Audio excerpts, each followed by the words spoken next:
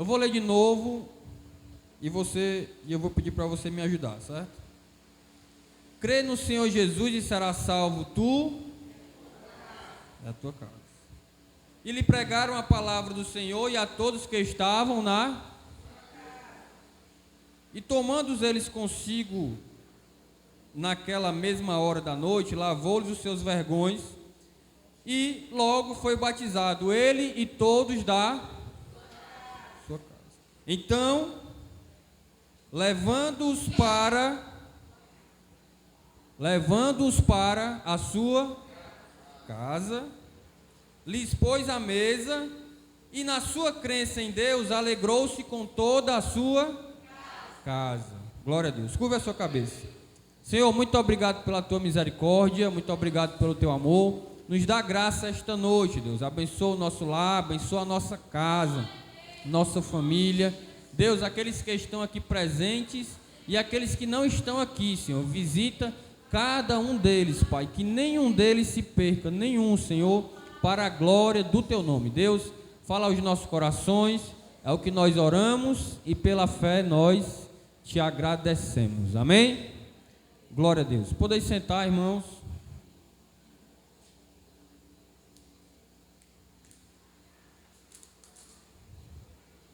Você já tinha prestado atenção nisso?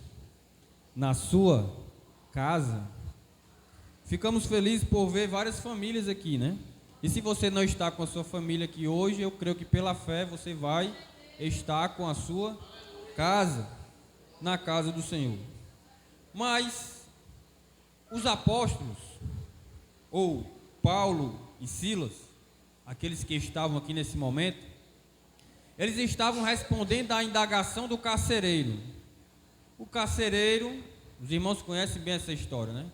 Paulo e Silas estavam pregando em uma cidade. Havia uma mulher que dizia: olha, eles aí anunciam o caminho da salvação. Paulo se afobou, se enfezou e disse: sai dela. E o espírito saiu e ela parou de anunciar aquilo. Como aquela mulher era uma vidente que dava lucro aos seus donos, os seus donos tentaram prender Paulo e Silas e eles foram presos por causa disso. E durante a madrugada, durante a noite, por volta da meia-noite, para ser mais preciso, Paulo e Silas louvavam ao Senhor, glorificavam o nome do Senhor. Mas, naquele dia, naquele momento, houve ali como que um terremoto, e eles foram livres das suas cadeias. E o carcereiro, nós vamos falar aqui não do apóstolo Paulo e do seu companheiro Silas, mas do carcereiro. O carcereiro era como se fosse o agente prisional no dia de hoje, como se fosse talvez um delegado tem um outro nomezinho que se dá, o carcereiro. Não é carcereiro não, é o permanente, ou algo semelhante a isso. Ele ficava ali responsável pelos presos. Mas na cultura romana era muito mais do que isso, porque se acontecesse alguma coisa com aqueles presos, se eles fugissem, o carcereiro pagaria com a vida. Era vida por vida. Ele tinha que guardar ali, literalmente, com a vida dele. Então, quando o carcereiro chega e não vê ninguém ali, ele se desespera, ao ponto de até: rapaz, vão me matar, eu vou me matar logo antes. Mas Paulo e Silas dizem: não, tenha calma, nós estamos aqui. E aí vem a pergunta, ele diz: o que eu devo fazer para ser salvo? Talvez essa pergunta aqui, o que eu devo fazer para ser salvo? Não era exatamente para ser salvo de morrer, já que Paulo e Silas estavam livres. Mas era: o que eu devo fazer para ser salvo? Porque Paulo e Silas tinham sido presos por causa dessa mensagem. Qual a mensagem?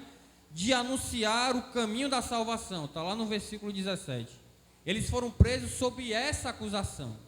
E a acusação de alguém estava... É como se chegasse lá o preso e ele viesse com um prontuário. Foi preso por quê? Pregava o caminho da salvação. Paulo e Silas foram presos por isso. Então, quando o carcereiro percebeu o que aconteceu, ele disse: o que é que eu devo fazer para ser salvo? O que eu devo fazer para conhecer esse caminho da salvação. O que eu devo fazer para andar e para conhecer esse Deus que vocês pregam? Porque para livrar do cárcere dessa forma, tem que ser Deus.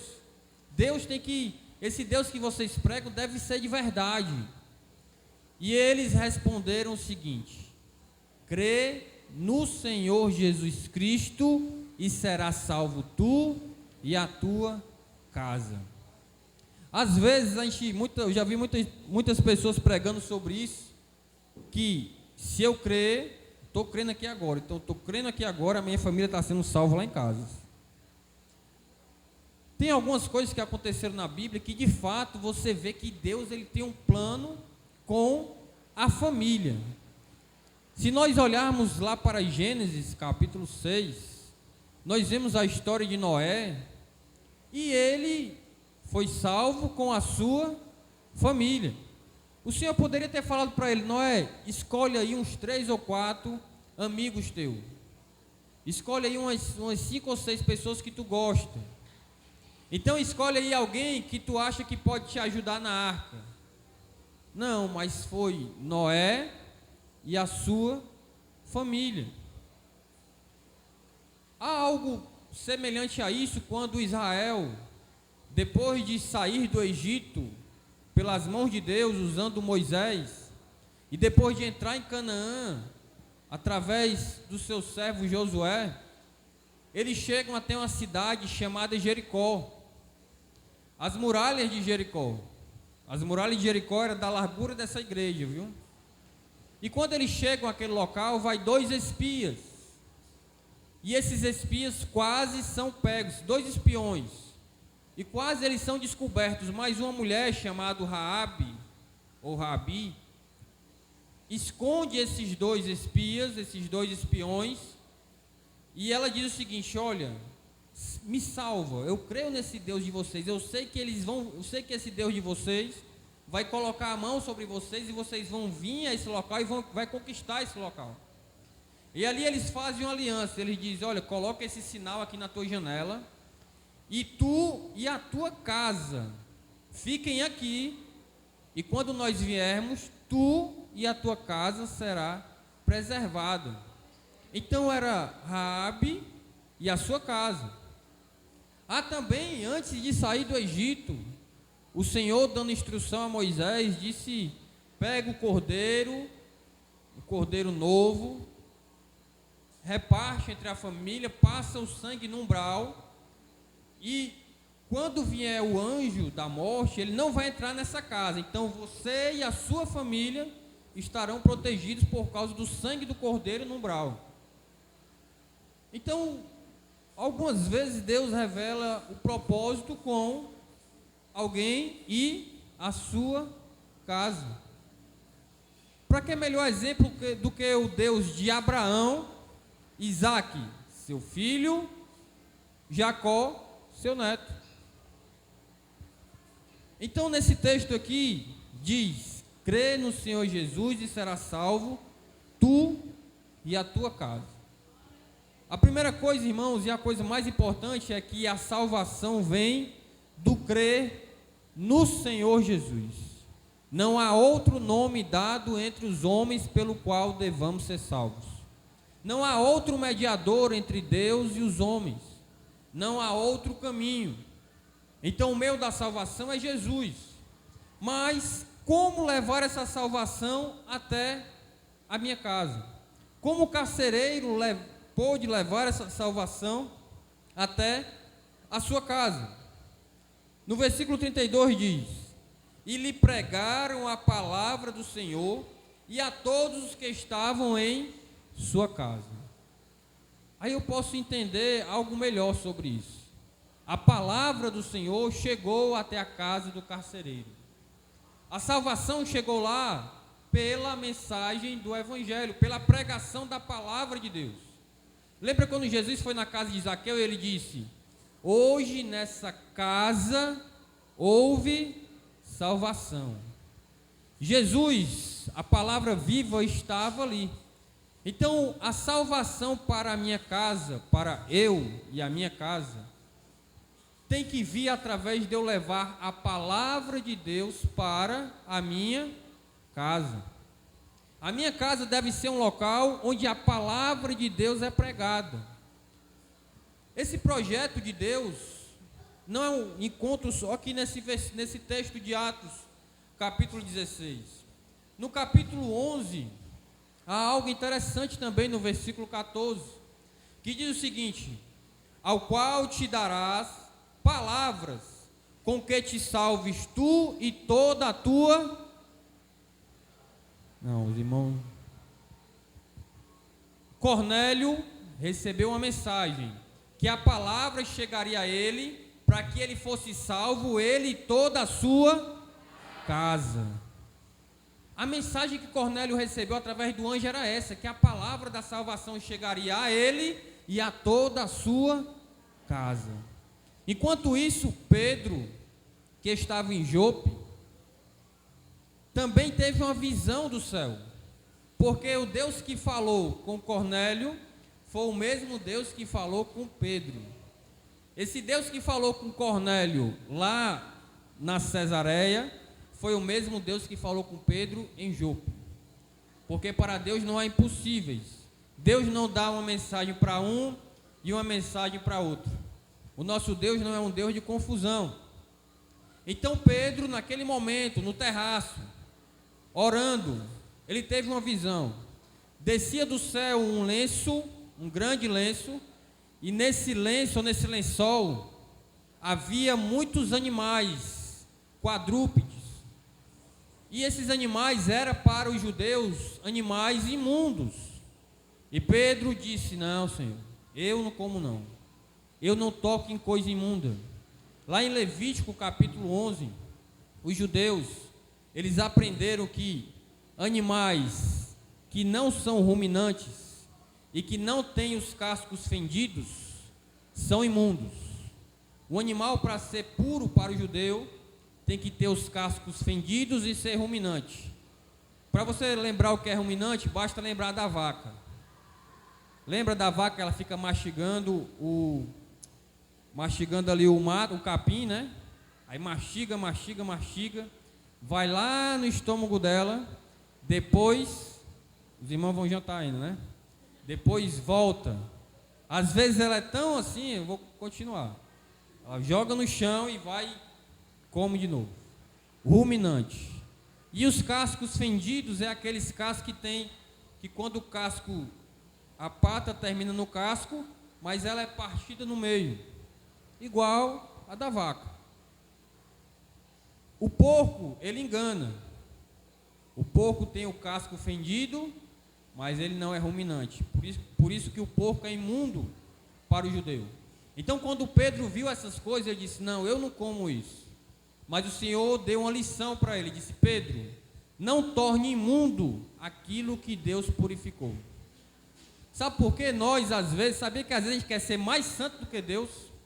Às vezes os homens são mais santos do que Deus. Às vezes os homens rejeitam uma coisa porque eles consideram imundo, aí Deus vai lá e aprova. Isso acontece muitas vezes nas igrejas. Às vezes alguém é rejeitado pela igreja humana, ou pelo líder humano, mas Deus aprova. E queira ser aprovado por Deus, porque é melhor ser aprovado por Deus e rejeitado pelo mundo, do que ser aprovado pelo mundo e rejeitado por Deus. Mas Pedro aprendeu aquela lição: Pedro, aquilo que eu purificar é limpo. E quando Pedro termina de ter aquela visão, vem 3 homens de Cesareia dizendo: olha, Cornélio teve uma visão assim, assim, nós procuramos pela casa de Simão, Pedro, e nós precisamos que tu vá conosco. Pedro vai, leva mais 6 homens, vai até Cornélio. Quando chega lá, Pedro está pregando para alguém que Pedro considerava rejeitado, porque Cornélio era gentio. Então para Pedro era rejeitado, mas enquanto Pedro pregava, aqueles homens foram cheios pelo Espírito Santo. E eles foram cheios pelo Espírito Santo, e Pedro entendeu que Deus estava limpando aquilo que ele considerava imundo. Então Pedro disse: a partir de agora eu não posso mais rejeitar, negar que a palavra de Deus também chegou aos gentios. E a mensagem para Cornélio foi para ele e a sua casa. Eu encontro ainda um outro texto. Aleluia. Vou continuar aqui em Atos 16, no versículo 33. E tomando-os ele consigo naquela mesma hora da noite, lavou-lhe os vergões, e logo foi batizado ele e todos os seus, ou seja, ele e toda a sua casa.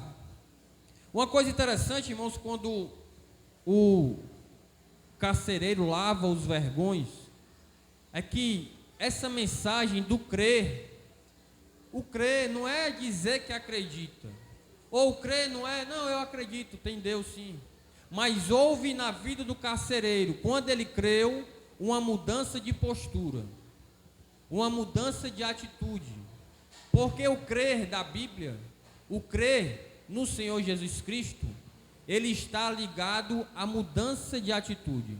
Se não houver mudança de atitude, não houve o crer.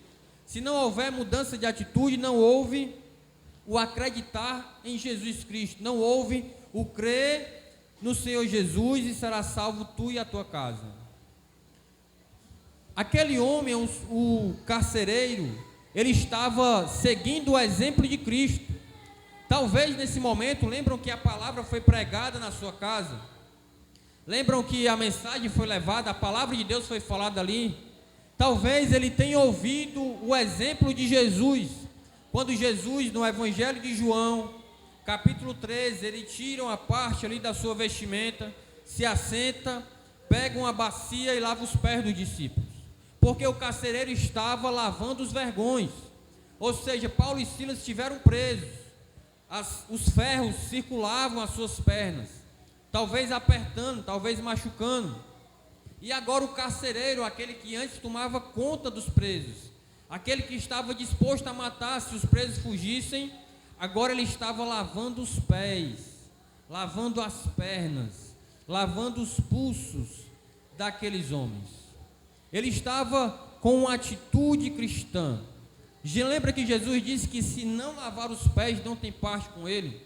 Se nós não lavarmos os pés uns aos outros, não temos parte com ele. Naquele momento, o carcereiro estava tendo parte com os discípulos, Paulo e Silas, estava lavando os seus vergões. Então, irmãos, esse crer e será salvo tu e a tua casa, isso acontece com uma mudança de atitude. Mais uma vez, voltando lá para Zaqueu, ele disse: Senhor, eu reparto com os pobres a metade do que eu tenho. Senhor, se alguém eu roubei, eu vou devolver 4 vezes mais. Era mais do que justo, na verdade ele precisava devolver menos do que isso, mas ele disse: eu devolverei 4 vezes mais. Houve mudança de atitude. Sem mudança de atitude, não há crer e será salvo tu e a tua casa. Não é colocar uma plaquinha na porta da minha casa, não é colocar um adesivo, crê no Senhor Jesus e será salvo tu e a tua casa. Não, é uma mudança de atitude. A Bíblia diz que aquele que roubava, não roube mais, antes trabalhe e tenha com que ajudar o próximo. Aquele que mentia, agora não minta mais. É mudança de atitude. No versículo 34 ainda diz: então levando-os à sua casa, lhes pôs a mesa. A mesa, irmãos, é um símbolo de comunhão. Nós já conversamos sobre isso várias vezes. Jesus, ele teve um ministério em que ele pregava, ele ensinava e ele curava. Mas uma boa parte do seu ministério foi assentado à mesa com os discípulos, ou conversando com os discípulos. Quando Jesus sobe aos céus e a igreja inicia, lá em Atos dos Apóstolos, capítulo 2, versículo 8, com a descida do Espírito Santo, a Bíblia diz que depois disso eles ficam unânimes no templo, nas orações e no partir do pão de casa em casa. A comunhão dos irmãos, a comunhão dos discípulos acontecia de casa em casa e muitas vezes a mesa. Você sabia que compartilhar a mesa com alguém é uma das coisas mais íntimas que pode acontecer entre algumas pessoas? Imagine, teve essa época do coronavírus agora. Muita gente não acreditava em algumas coisas, mas hoje a gente sabe que o que sai do nosso corpo, quando nós falamos, sai milhares, aliás, milhares é pouco, sai milhões às vezes ainda é pouco. Eu sabia que às vezes sai mais do que isso, às vezes sai bilhões, dependendo do espirro, pode sair trilhões de gotículas. E a gente comendo junto ali, ixi, acho que agora os irmãos vão ficar, pá, não vou mais comer junto com ninguém não. Mas quando a gente come junto, a gente está repartindo ali gotícula com todo mundo. Todo mundo comeu gotícula de todo mundo. É por isso que no lockdown, essas coisas, uma das primeiras coisas que foi fechada foi o quê? Os restaurantes. Então há uma intimidade em participar da mesa, em comer junto. E a igreja fazia isso constantemente. Eles partiam do pão. O partir do pão, irmãos, é um dos maiores símbolos do cristianismo. O cristianismo tem alguns símbolos. Nas igrejas primitivas, igrejas nas cavernas, tinham desenhos antigos. Um desses desenhos era aquele símbolozinho que tem até um partido político que faz um peixezinho, faz um tracinho e vem assim. Ali é um símbolo do peixe. Nas igrejas encontravam-se aquelas coisas. Quando os cristãos estavam presos, era o sinal entre eles. Eles faziam um peixinho e eles se identificavam. Alguns estudiosos dizem que quando Jesus estava no chão, acocado, escrevendo, e levaram até ele a mulher pega em flagrante adultério, alguns dizem que ele estava desenhando um peixinho. Outros dizem que ele estava fazendo um círculo. Talvez esse círculo fosse o pão. Então, o partir do pão é um dos principais símbolos do cristianismo. Se nós não partirmos o pão, precisamos partir. Inclusive, hoje os irmãos deixaram, só quem tomou café foi eu e mais uns 3, na hora da escola bíblica. Eu não sei se os irmãos estão merendando em casa. Eu fico esperando para merendar aqui, né? Aí os irmãos ficam, não, pastor, eu vou... Às vezes eu fico, rapaz, será que o irmão está jejuando até o meio-dia? Glória a Deus, abençoe, deve estar jejuando. Mas nós temos que partir o pão. Partir o pão, quando aquele homem está com Paulo e Silas na sua casa. Veja a trajetória do carcereiro. Ele creu, levou os discípulos para a sua casa. A mensagem foi pregada na sua casa. Ele e a sua família foram batizados. Agora ele está partindo o pão, servindo a mesa para os discípulos, porque não foi só comer na mesa, ele serviu a mesa. Veja como aquele homem foi cheio de Jesus. Ele está servindo, está lavando os pés, está partindo o pão. Essas coisas, irmãos, que estão dentro do texto, e às vezes a gente lê e não percebe. É igual o ladrão da cruz. Algumas pessoas ficam assim, puxa, como é que o ladrão da cruz aceitou Jesus? Ele não fez nada. Rapaz, aquele foi um dos maiores crentes que tem na história da Bíblia Sagrada. Porque ele disse, Jesus, lembra-te de mim quando entrares no teu reino. Quando ele disse lembra-te, Jesus ia morrer naquele momento. Se ele disse lembra-te, é porque ele sabia que Jesus ia o quê? Ressuscitar. Lembra-te de mim no teu reino. Reino, é porque ele sabia que Jesus era o quê? O rei. E para lembrar dele e poder salvá-lo, é porque ele sabia que Jesus era o rei, ia ressuscitar e tinha autoridade. O maior crente que eu já vi. E nesse texto, aquele homem, em poucas mensagens, houve uma transformação imensa na sua vida.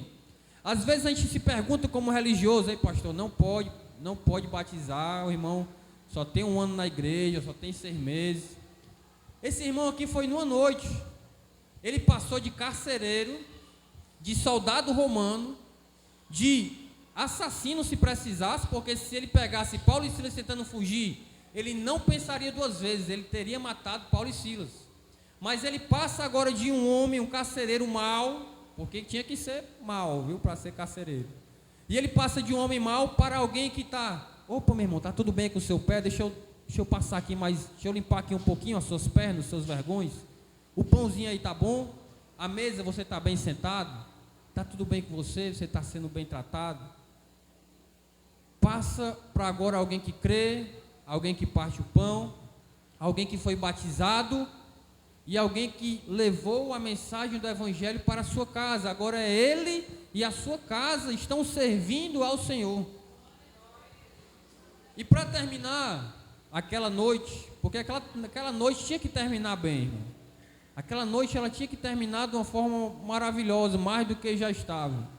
Porque, olhando o texto, às vezes a gente pensa assim, Paulo e Silas foram libertos e ali eles fugiram. Não, a Bíblia não fala que eles fugiram, disse que eles ficaram com o carcereiro. E quando chega pela manhã, o carcereiro provavelmente perderia a sua vida. Ele não tinha autoridade para libertar Paulo e Silas. Ele não tinha essa autoridade. Mas sabe onde é que estava a preocupação do carcereiro na hora dessa? A preocupação dele estava zero, porque agora o homem era crente. Agora ele estava com o Senhor, estava ele e a sua casa salva, ele estava preocupado com mais nada. Mas como Deus é bom, fiel e maravilhoso, o Senhor também cuida daqueles que confiam no Senhor. Além do mais, a Bíblia diz no livro de Isaías que não há um Deus como esse Deus, que trabalha em favor daqueles que nele esperam. Então os magistrados chegam lá, talvez o carcereiro, puxa, ele, o que é que eu vou dizer agora? Mas quando os magistrados chegam, ele diz o seguinte: ei, não tem o Paulo e Silas? Pode soltar eles. Olha, já estão soltos. Naquele momento, termina a breve história do carcereiro. Termina a breve história desse homem que foi salvo ele e a sua casa. Ele creu, levou a mensagem para o seu lar, creu ele e a sua família. Ele foi batizado, lavou os pés dos homens de Deus, partiu o pão, confiou no Senhor e o Senhor cuidou dele. Meu irmão, essa pequena história, na verdade, é a grande história das nossas vidas. Isso aconteceu numa noite do carcereiro, mas é isso que Deus tem para toda a nossa vida. Algumas coisas poderiam ter acontecido bem rápido conosco, mas a gente dá um trabalhozinho para o Senhor, né? A gente dificulta um pouco, mas eu quero dizer que mesmo assim esse Deus é maravilhoso, e Ele tem cuidado de nós, e é isso que Ele quer fazer em nossas vidas, que haja uma transformação, uma mudança de atitude, e que nós por fim aprendamos a confiar no Senhor, e a entregar nossas vidas para Ele, e deixar que o mal, aleluia, que o Senhor dê conta. O mal, a cada dia baixa o seu mal, seja lá qual for o problema, irmãos, eu quero dizer que o Senhor cuidará daqueles que nele confiam, e o projeto de Deus é para nós e a nossa casa, e nós temos que abrir as portas de nossa casa para que essa palavra de Deus possa entrar e possa operar a salvação, e você é o canal de Deus para isso.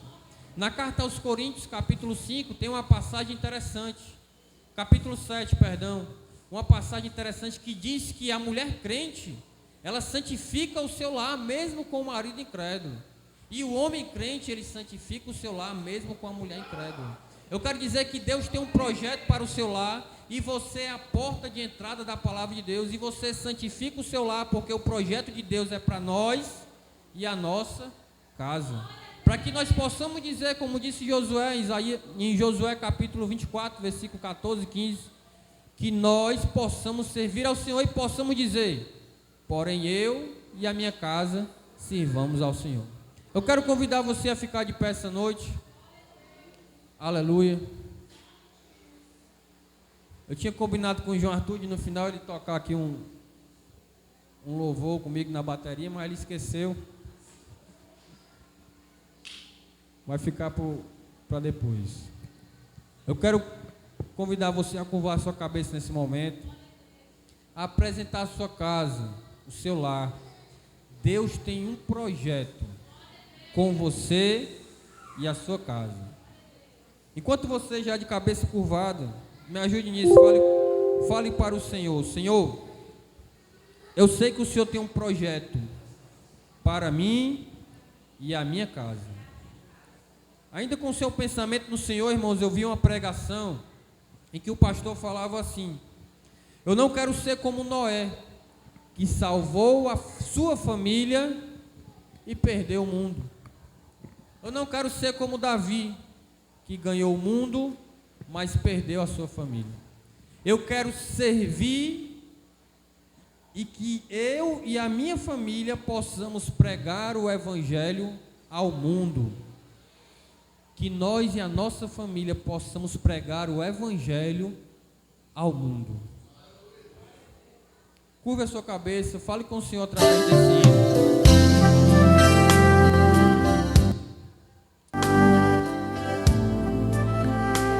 Se você souber, louve ao Senhor também.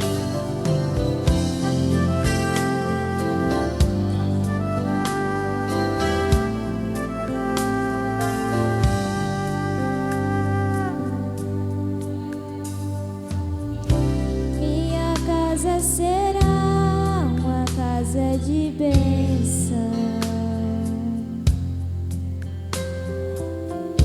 Minha casa será um pedaço do céu.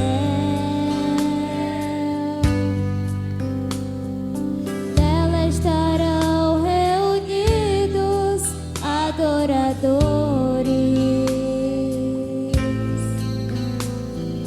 que só exaltam ao Deus verdadeiro e fiel.